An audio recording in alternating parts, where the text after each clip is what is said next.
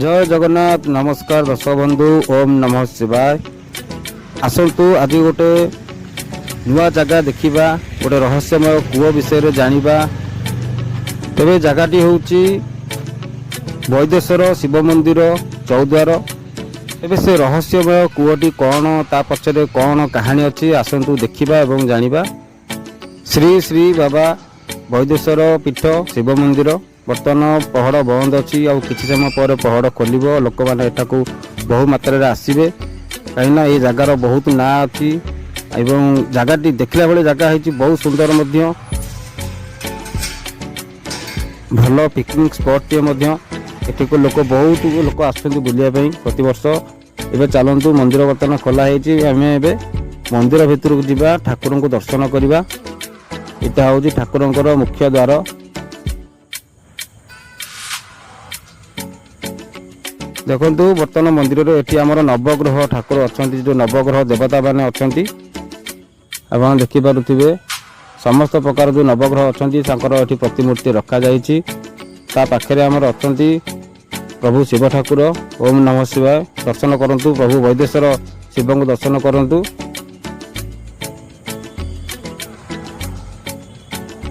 Eighty Lakshmi Narayan प्रतिमूर्ति रखा बहुत सुंदर भाव में कारीगर जी कर बहुत सुंदर भाव में कर। आसतु ए माँ मंगला को दर्शन करवा। देखु माँ मंगला मंदिर ये अच्छी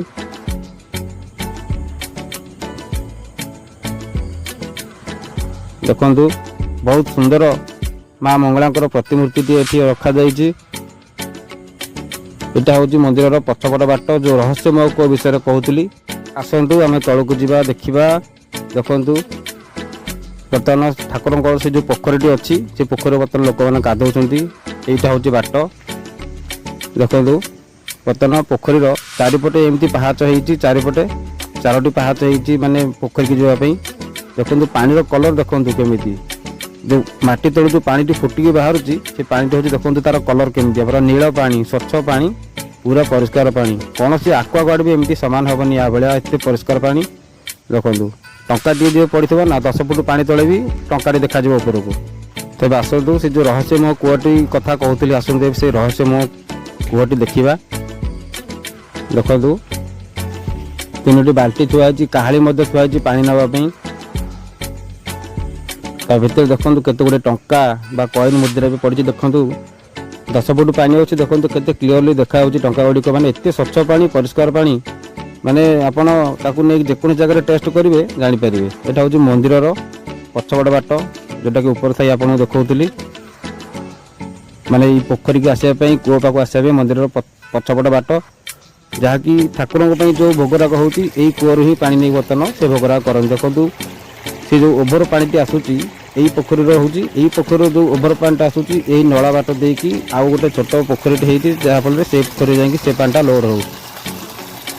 देखो ये पोखरी में केते गुड़े माछ अच्छा बहुत सुंदर सुंदर माछ अच्छा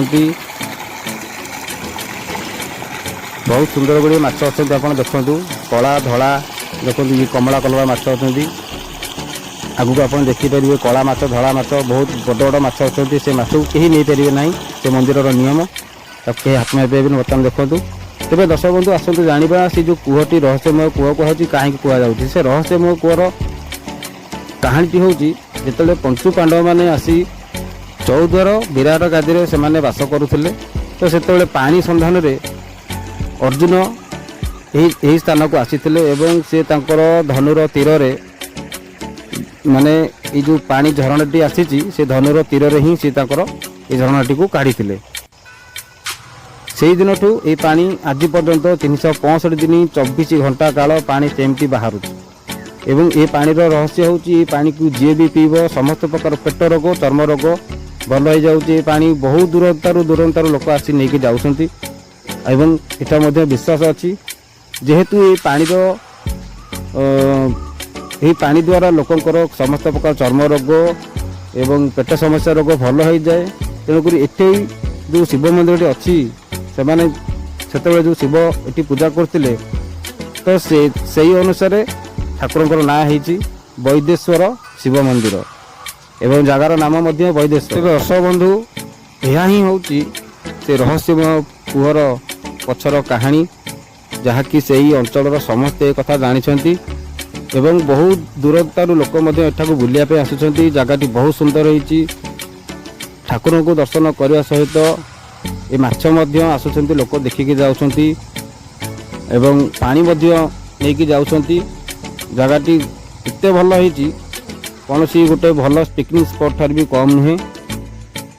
ଆପଣ ଏ ଜାଗାକୁ ଆସନ୍ତୁ, ବୁଲନ୍ତୁ, ଦେଖନ୍ତୁ ଏବଂ ସେ ପାଣିକି ମଧ୍ୟ ଆପଣ ପିଅନ୍ତୁ। ଦେଖିବେ ଆପଣଙ୍କର କୌଣସି ପ୍ରକାର ପେଟ ସମସ୍ୟା ଥିବ ତାହେଲେ। ତେବେ ଦର୍ଶକ ବନ୍ଧୁ, ଆଜି ପାଇଁ ଭିଡ଼ିଓଟି ଏତିକି ରହୁଛି। ଜୟ ଜଗନ୍ନାଥ। ଓମ୍ ନମଃ ଶିବାୟ। ନମଃ।